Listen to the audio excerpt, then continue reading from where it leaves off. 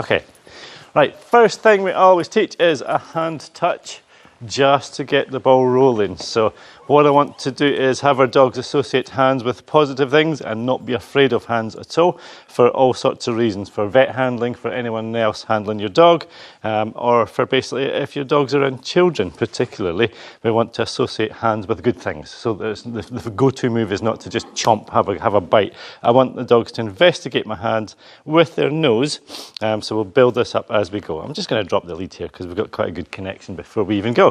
So what I tend to do is hold a piece of food in my hand, then remove it from my hand. I'll present my hand down the side of my dog's face so that they turn into my hand. When I do that rather, I'm going to say the word touch. Upon the contact of nose to hand, I'm going to say yes, and that yes predicts that you're going to be paid a reward. So let's get going. Right, Nugget, come on then.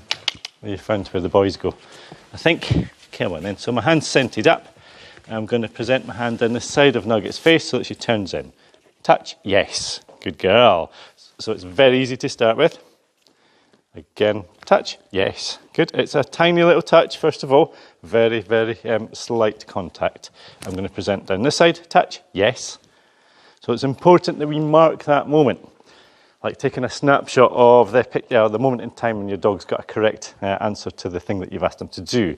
Upon that contact, that's when you say your word yes. Touch. Yes. Good girl.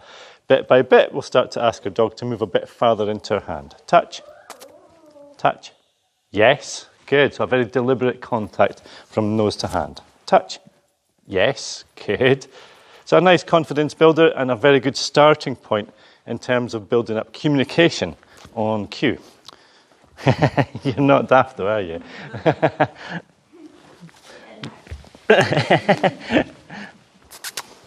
Touch. Yes. Good. So I made you work a bit harder that time. Oh, that tasty. Touch. Yes. So a typical collie, really, really intelligent and fast to learn. Touch. Yes.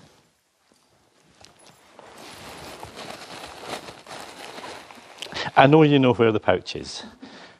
Touch. Yes. So we can move our dog from A to B with the cue touch, also giving a visual help as to, I would like you to go here, so a gesticulation towards the target area. Touch. Yes. Good girl. Touch. Now, if this happens, which is quite normal, it's maybe too big an ask, too early in the proceedings, I'll just take my hand away and represent with a shorter distance next time. Touch. Yes. Good girl. You're so gentle. Touch. Touch. Yes.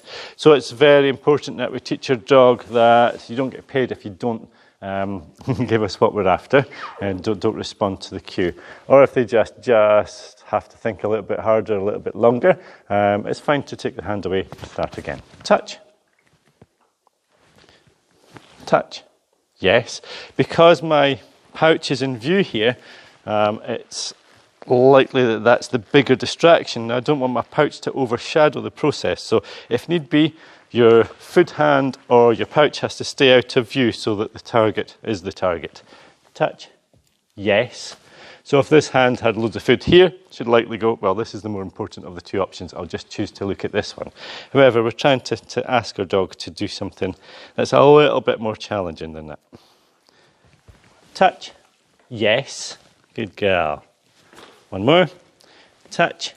Yes. Good girl. So it is very important you use your marker word the moment when you feel that contact from nose to hand, just to communicate nicely that that's the thing that I'd like you to do and that's the thing that's going to pay off. So we'll cut the video here and let you guys practice a wee bit just to start with.